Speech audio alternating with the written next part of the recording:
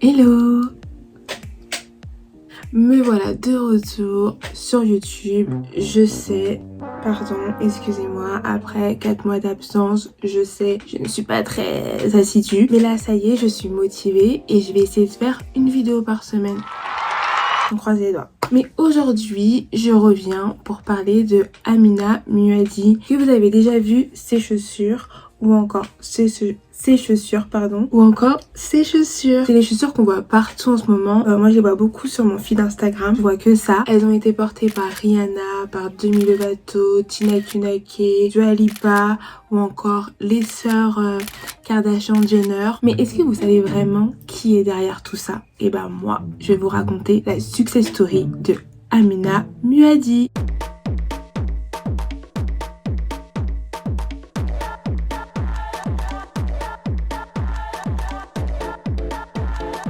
Amina Muaddi est une trentenaire, donc mi-jordanienne, mi-roumaine. Elle a passé la majeure partie de sa vie en Italie. Après avoir fait des études donc à l'European Institute of Design, elle a été embauchée au Vogue italien. Donc elle y a travaillé quelques années, elle a adoré, elle s'est amusée, elle a rencontré des gens, elle a pu faire son carnet d'adresses. À la suite de ça, elle a eu une opportunité pour travailler au GQ à New York, ce qui est une opportunité énorme pour elle. Donc elle a pris ses petites affaires, ses petites valises et elle est arrivée à New York. Elle a travaillé là-bas en tant que styliste pendant plusieurs années. Au bout de 5 ans, elle s'est rendue compte que c'était cool, mais c'était pas vraiment ce qu'elle voulait faire dans sa vie. Elle, ce qu'elle voulait, c'était créer sa marque, entreprendre, laisser son empreinte, tu vois, dans ce monde. Donc elle décide de reprendre ses affaires, prendre son petit avion et de repartir en Italie. J'ai eu dans quelques interviews, donc elle a dit « Je me suis dit qu'il était temps de vivre mon rêve et de lancer ma propre marque. » LOL.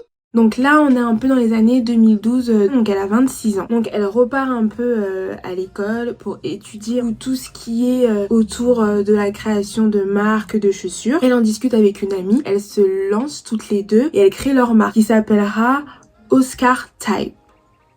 Oscar Ty, je ne sais pas trop. I'm sorry, my accent is not good.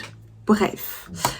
En parallèle, donc elle est là, elle entreprend, elle lance sa marque, mais bon, comme on sait, quand on commence une marque, on a toujours besoin quand même à côté d'un peu travailler. Et en fait, elle a eu la chance de se faire remarquer par Alexandre Vauthier. Donc Alexandre Vauthier, en fait, il a vu que Amina, elle avait un talent, qu'elle avait quelque chose, tu vois, et qu'il fallait la mettre en avant. Il décide de lui donner carte blanche pour créer des chaussures pour son défilé. Et vous allez voir en fait que Amina, elle est un peu touche à tout. Elle a sa propre marque, mais elle travaille aussi, elle collabore aussi avec d'autres marques. Et ça, on va le voir en continuant. Donc elle crée les chaussures pour le défilé, ça se passe bien. Tout la presse aime bien les chaussures, le défilé, il y a des beaux retombées. Sauf qu'en fait, elle a une grosse remise en question. Tu vois, c'est cool, j'aime ce que je fais, mais moi, il faut vraiment que j'arrive à lancer ma marque. Et elle, c'est vraiment son objectif, c'est ce qu'elle veut. Elle veut entreprendre, créer son entreprise, lancer sa marque. Et franchement, bien eu raison de croire en elle, parce que elle va y arriver. Et c'est aussi pour ça que je fais cette vidéo, pour vous montrer que rien n'est impossible. Encore une fois. Elle a lancé Oscar Type, c'est cool, mais bon, il n'y a pas plus d'engouement que ça. Donc là, elle décide de lancer la maison éponyme, donc la maison qui portera son nom. Enfin, je sais pas si on peut dire la maison, parce que je sais que les maisons, c'est en général pour les maisons de luxe. Elle, comme elle fait des chaussures de luxe, bon, on va dire qu'elle va lancer sa marque éponyme, Amina Muaddi. Je cite les mots de Amina. Je voulais créer quelque chose qui reflète la personne que j'étais devenue et ma vision de la modernité. Mais voilà. Il manquait ce petit truc pour que ça explose. Donc tout n'était pas encore parfait. Donc dans la suite de l'interview que j'ai lue, elle a dit « Mes créations étaient jolies, mais elles avaient besoin de piquant, d'un élément neuf pour se démarquer. » Donc en fait, elle n'avait pas encore trouvé, tu vois, sa patte, le truc qui fait que ça allait pop up. Donc elle est là, elle brainstorm tous les soirs, matin, midi, soir, à 4h, tout le temps.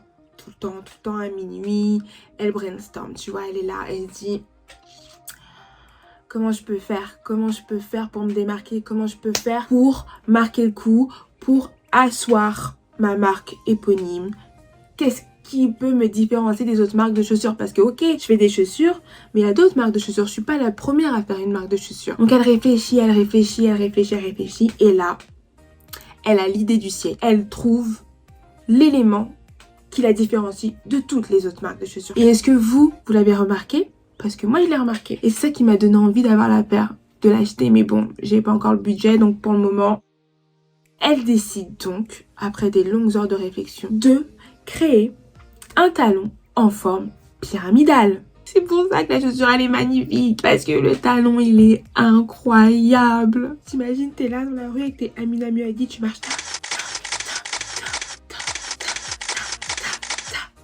et le talon,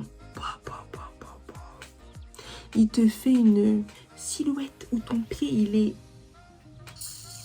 Elle donne naissance à un talon mi-aiguille, mi-plateforme, mi-la perfection. Amina, elle se dit comment je peux faire pour faire asseoir ma marque, parce que j'ai le talent, j'ai créé mon entreprise et j'ai l'élément différenciant. Mais qu'est-ce qu'il faut maintenant? Il faut de la com autour de ça et du marketing. Et qu'est-ce qui est le plus logique à faire? Elle va sur les réseaux sociaux. Donc elle se dit, je vais utiliser les plateformes, donc je vais utiliser Instagram et je vais faire porter mes chaussures par des célébrités. Parce que du coup, comme ça, je pourrais utiliser leur notoriété, ma notoriété, ça pourra fonctionner. Et comme ça, en fait, tout le monde pourra avoir les chaussures. Et c'est comme ça qu'en 2018, elle réussit à attirer l'attention, attention, roulement de tambour, de Rihanna. Donc elle arrive à attirer l'attention de Rihanna. Pourquoi? Parce qu'en fait le styliste de Rihanna, donc il est là le soir, il traîne sur Instagram, il regarde son fil et tout, et il tombe sur les chaussures de Amina et il se dit mais en fait c'est pas mal, c'est beau ce qu'elle fait. Et pourquoi il ne ferait pas porter par Rihanna? Du coup Rihanna va dans un premier temps porter ses chaussures. Et c'est comme ça qu'en 2019, soit un an après le lancement de sa marque éponyme, Amina se voit confier la direction artistique des chaussures Fenty. Donc c'est une collection organique qui donne naissance à des chaussures qui sont un peu qui font un peu gladiateur, c'est un peu entrelacé. Je vais mettre des photos, vous allez voir, mais c'est un peu je sais pas comment dire, entrelacé. Et les deux femmes donc ont travaillé ensemble pendant à peu près 2 collections. Donc c'est plutôt pas mal quand même. Pour une jeune femme qui était styliste, qui lance sa marque éponyme et qui un an après arrive à toucher Rihanna et arrive à travailler avec Rihanna, c'est quand même fantastique le parcours, je tiens à préciser. Donc si on récapitule, en moins de 2 ans, il a fallu à Amina pour que ses chaussures deviennent les chaussures de toutes les hit girls, qu'elles soient dans tous les feeds Instagram. C'est quand même oufissime quoi. Et je cite, elle a dit « Je n'avais aucune attente, mais j'espérais simplement que les gens apprécient ce que je fais. » Bravo girl. Period. Quand je vois ça, je me dis quand même, c'est ouf quoi. C'est oufissime. Je vous raconte un peu son histoire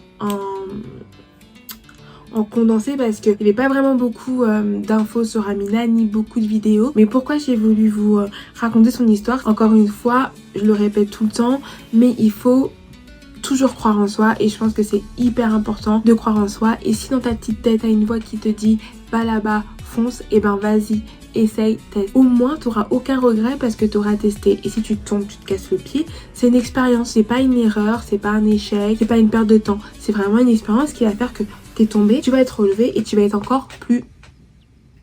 Moi, ce que j'ai envie à travers ces vidéos, c'est de vous partager des parcours de personnes inspirantes que je trouve, qui en tout cas moi m'inspirent et qui me donnent envie de croire en moi, tout simplement, et d'apprendre à avoir plus confiance en moi. Et je pense que peut-être que toi aussi ces vidéos peuvent t'aider en découvrant ces profils. Donc n'hésite pas à t'abonner, n'hésite pas à liker, n'hésite pas à mettre un petit commentaire, à me dire ce que tu penses de cette première vidéo.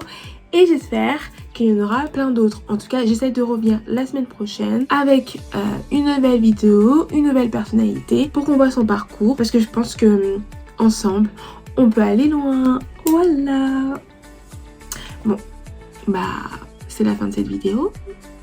J'ai pas trop envie de vous saouler plus longtemps que ça. Donc je vous fais des bisous et à bientôt.